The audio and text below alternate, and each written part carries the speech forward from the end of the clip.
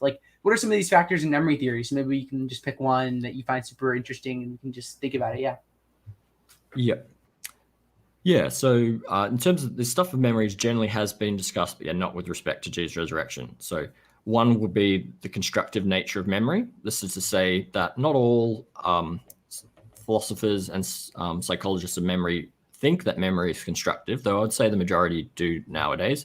And they'd just give an example of in studies, they would say if we get witnesses to witness like in a controlled environment, television, and they see like a car crash, and then you later ask them how fast was the car going when blank, and you insert the word blank with hit, smash, collided, different words, you basically find that people, if you like, remember the event differently. And you might say, oh, that's because the word suggests or contaminates stuff, and there's different factors. But the idea is that it seems that memory can be constructed based upon different factors, and they've done other similar experiments as well. And so in this case, for memory, you'd just be asking if the claim is Jesus rose again, how could memory sort of affect that? Like what sort of things should come into play that? And I guess in brief, I would say that the constructive extent of memory has to be consistent with the setting. So for example, if I asked you like in your kitchen, what are some items there? You're never going to remember, well, I assume you won't, that there was like a hippopotamus or there was just certain items just don't fit that context. But, if you try to remember and said, I think my kitchen has like a toaster, knives, plates, like all of that's there, even though it may turn out that, that morning there was actually no plates there, but memory might construct the fact that it was because it's consistent with that. And so I basically argue that Jesus' resurrection as a bodily event in the midst of history was not the typical afterlife viewpoint of first century Jews. They were expecting a bodily resurrection, yes, but at the end of the age, at the end of the eschaton. And so as such, this is not something that their memory would likely just make up and sort of trick them by accident. Rather, there's probably some other thing that happened that caused them to describe it that way and why they're remembering it that way. So that's just like one factor, say the constructive nature of memory.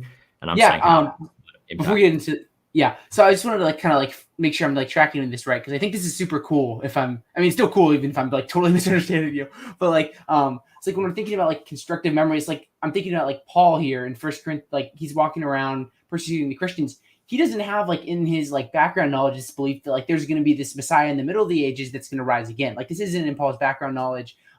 He's thinking that potentially there's going to be like this later resurrection at the end of times. Mm-hmm. So like this like Jesus stuff, like this isn't like anything like he was expecting. So like when he experiences this, like it would weigh some credence to like the resurrection, like as an actual event, because it's like goes against like maybe him like going off of like maybe like some assumptions he had in the background. Is that kind of what you're getting at?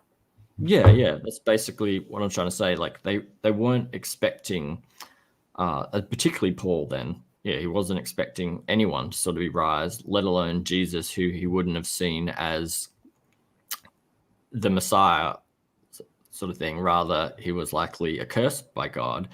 And so, the fact that someone like him comes along to have that belief, like have the memory of that Jesus was risen, just wouldn't be the kind of thing that the constructive nature of memory would like accidentally make up. Just like how I might remember saying, I thought there was a toaster in my kitchen, but it turns out I must have remembered from my parents' house or a friend's house or something like that. Mm-hmm.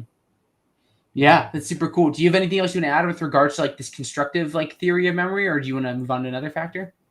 Yeah, there's definitely more that can be said, but that's just sort of at least one aspect of how it affects it.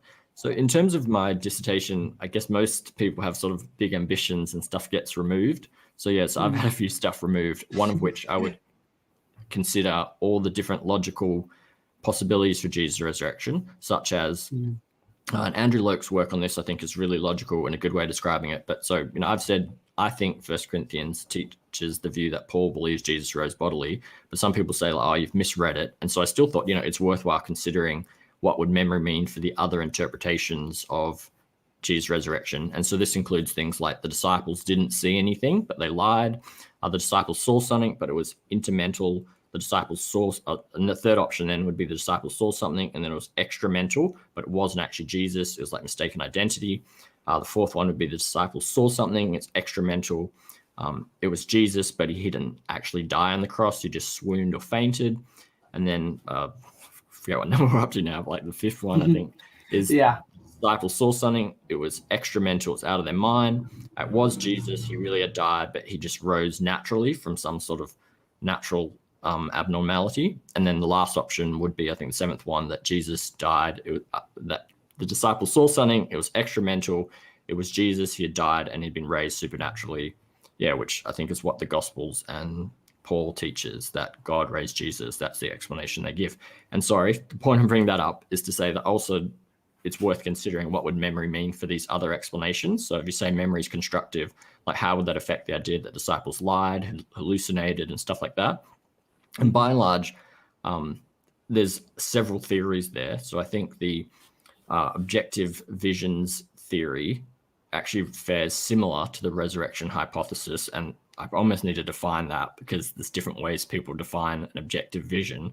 But I take this to be similar to visions like the prophets had, like Isaiah, Ezekiel, Jeremiah, where it's not just a subjective vision they made up. This is rather God acting on them to give them a vision of the prophecy or something. And so I'm saying if God gave an objective vision to the disciples or Paul, then the memory of that would be similar, although I actually think it would be still stronger for a real event.